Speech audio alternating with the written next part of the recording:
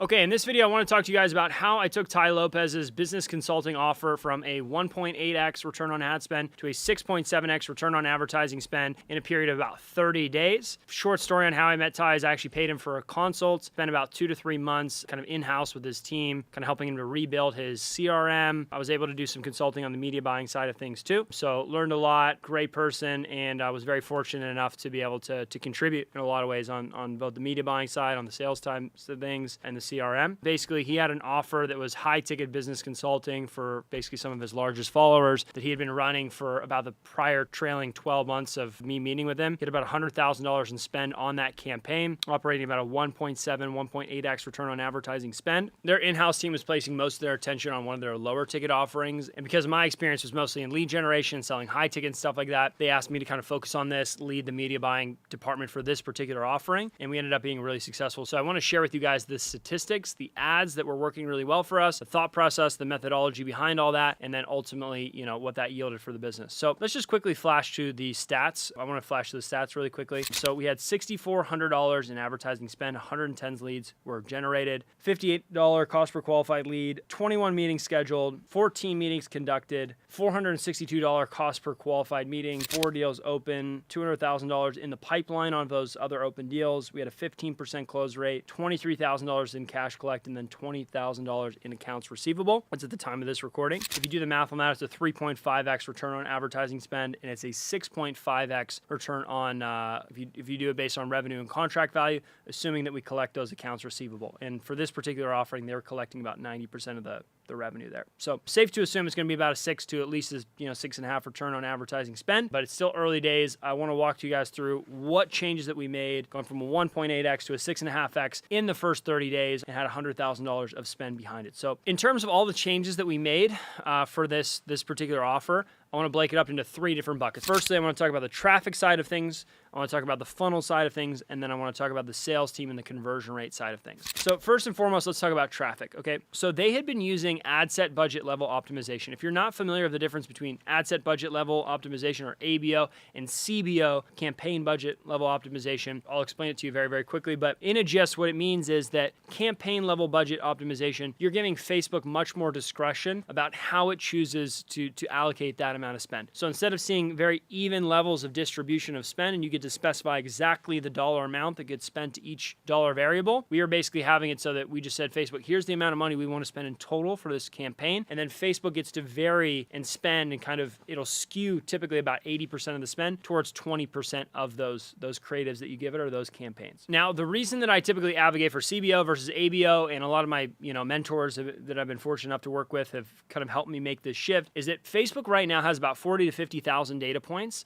to predict user behavior per user. It knows way more than you, the media buyer. It basically has so many early leading indicators on a campaign's success. Before you even start spending money, it can basically say like, yeah, this campaign's not gonna do it. Or yeah, this ad has showing a lot of good signs. And it'll just start skewing all those spends, and it'll start making those decisions much, much faster than you could otherwise yourself. So fundamentally, the biggest shift that the kind of mental thought loop that people need to kind of go through from switching to CBO to ABO is that they're so used to on ABO spending all this money to then see, was the campaign successful? Was it not? What was the cost per lead for each of those individual ad sets, if that's what you're particularly optimizing for? People that are in the CBO campaign, instead we take a different approach, which is we give Facebook all these great options, and then if spend chooses to be allocated to it, that is a sign to us that we're doing a very good job, that is a very high quality asset. Basically what we're trying to do then in our split tests is we're not trying to make these even in terms of budget split tests and play it out and force them to spend evenly. What we're trying to do is we're trying to give it different assets, and then if spend starts to become allocated to, or if spend starts to take over, then we know that we uploaded a really good high quality asset that beat the control. And here's the good news. If we fail and we upload a bad creative, it's not going to get allocated much spend at all. Facebook's going to give it a little chance, but if those early indicators of success, like click-through rate, scroll stop rate, which is like how much time viewers spend hovering over that image, then it's not even going to allocate any budget towards it. So typically you're able to just very, very quickly find your winning ad with the CBO versus ABO. You have to kind of do all this manual testing. ABO, you're forcing it to spend a certain amount of money. Another thing to consider when you're switching from ABO to CBO is that Facebook is going to look at what ad within that group of ads is going to perform best at scale. okay? So sometimes if you're looking at one big ad set, you'll see that one of those ads is getting 90% of the ad spend. But you might see that a couple of the other ads actually have a lower cost per lead and they're getting no budget. And you'll be like, what the heck is going on? Why would I trust Facebook? If I just allocate more spend towards the one with the lowest CPL, it would perform, in theory,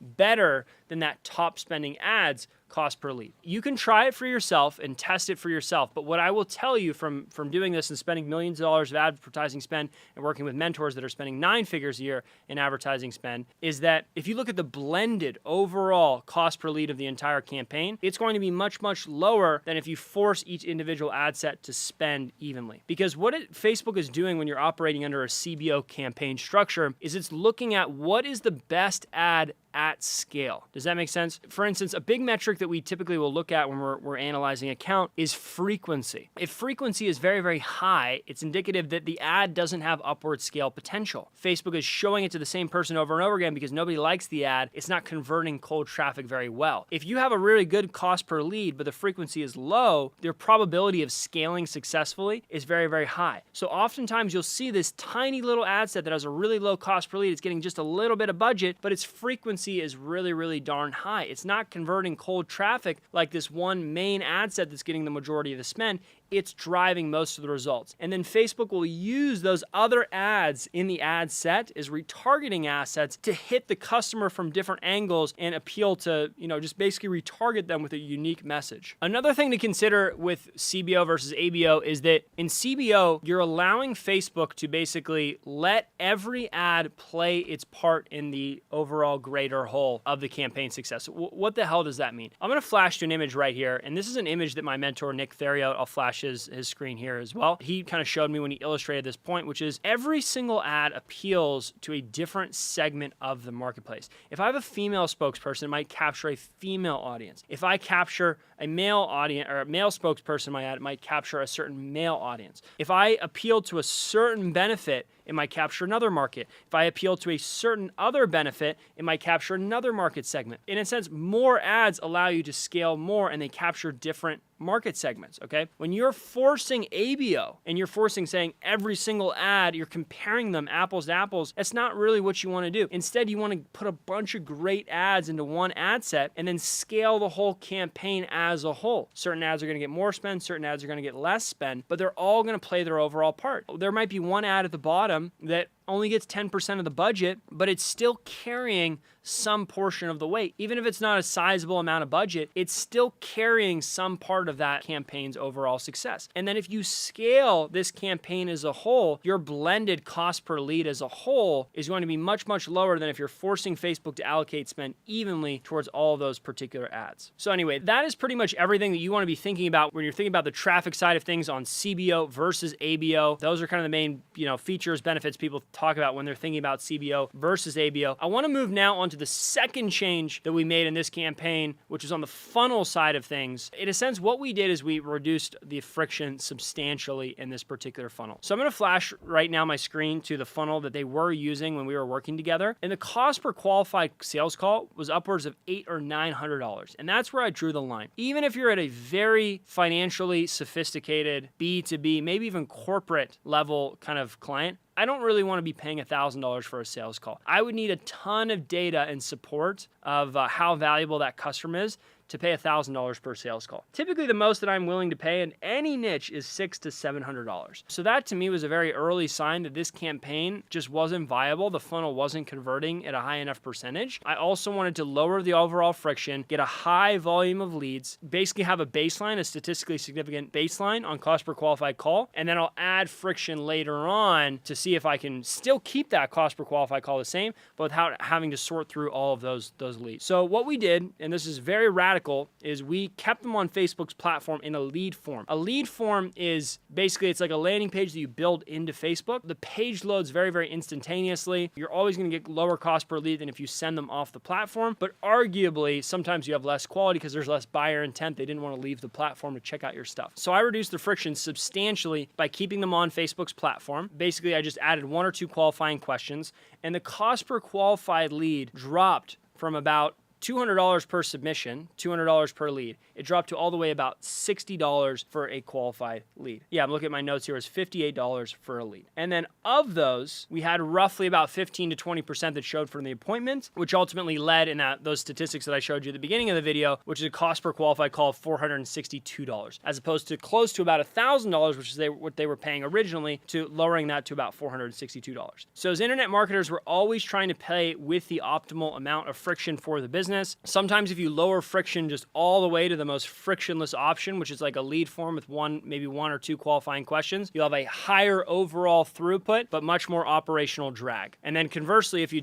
take it to the other natural extreme, which is you have tons of qualification questions, you have a very high cost per qualified lead, but you won't have to spend a ton of time sorting through the good ones from the bad ones. So I always start on the other end of the spectrum, then tighten things up. I felt they were too far on this other end of the extreme, so we switched them to the lead form. The lead cost dropped by 70%, and the cost per qualified call cut in half. One nice added benefit of lead forms that you don't have access to really on landing pages is you have something called conditional logic. I'll flash to that little box above my screen here. If you check this box, you can tell Facebook to optimize towards the right type of lead as opposed to just any lead. So if it's a B2B offer, basically you can say, I want you to optimize all of your machine learning and your AI optimization towards leads that answer they're doing X amount of revenue. Versus if you're sending them to a landing page, you're just going to optimize towards any lead submission, typically, unless you set up really complex automations and things like that so that the pixel doesn't fire unless it's the right type of lead, which you can do. It's just a little bit harder. But lead forms allow you to do that pretty quickly without a ton of time expenditure. Okay, so now we talked about the traffic side of things. We have talked about the funnel side of things, reducing the friction, and then looking at the overall cost per qualified call, which I personally think is the most important metric on a marketing side of things. So now that we've talked about the first two changes, which was the traffic and the funnel side of things,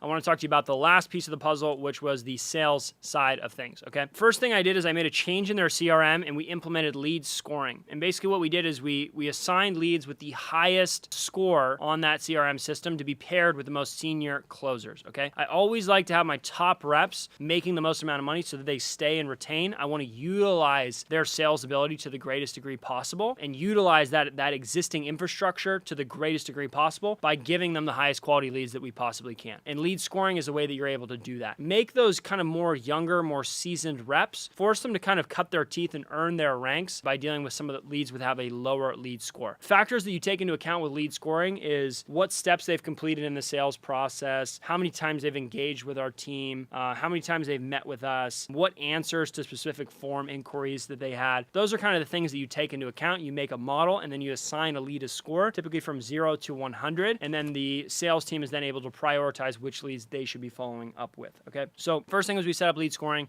sent the best leads to the best salespeople. Then the next thing that we did is we implemented a power dialer system and an appointment setter to basically do all the lead qualification. So if you recall, our cost per qualified lead dropped from $200 to $58, which sounds like a great thing. The net gain was overall positive for the business because now they're getting a cost per qualified call of $450. But the problem is they now had to deal with much more leads and there was a lot more work to be done there. I don't want to have the top closer task switching and kind of going back and forth between prospecting and calling. I want him only dealing with presentations with the most qualified prospects. So I placed an appointment setter into the business, equipped him with a power dialer, and then he started having him set appointments on behalf of the closer. That way the closer is fresh, his time really isn't being wasted, and he's now just overall getting a much higher volume of high quality qualified leads. Last little tip, little tweak that we made, kind of pro tip, is that on that power dialer for the appointment setter, they had a lead qualification team at this company for a while. They were using a power dialer, just calling from their cell phones. I gave them a power dialer that matched the local area code of the person that they were reaching out to. So I'm a 310 area code. If something is not a 310 area code, I'm not picking up the cell phone, okay? What we did is there's dialers on the market to where you can call 100 people on a list and every single person will switch to match whatever area code is local to you. So the pickup rate is astronomically higher. So we were basically able to connect with a higher percentage of leads, generate an overall higher amount of leads because of the reduced friction and the change that we made on the traffic side of things. And then the sales team was much more specialized and the people that were handling those leads were much more senior in the sales organization, okay? Prior to me kind of coming in and doing some consulting, I felt like the sales team was they were just kind of muddled in their daily activities. There wasn't a streamlined workflow and daily task that they should be working through. The CRM wasn't super organized. People are thinking, oh, should I follow up with this lead? Should I follow up with this lead? Instead of having them all segregated, delineated into organized lists and structures that they can just follow up with on a very specific cadence. And then their top sales reps weren't giving as many presentations every day as they should have been. So their top sales talent was very underutilized, in my opinion. Implementing that power dialer, implementing that CRM, adding those appointment setters just allowed us to use the existing infrastructure that they already had in place at a much more efficient rate, in my opinion. So anyway, those were all the changes that we made in a nutshell. If I just had to summarize everything that we just went through, we switched from a CBO to an ABO. On the funnel side of things, we reduced friction. And then on the last thing that we did is on the sales side of things and the conversion rate side of things,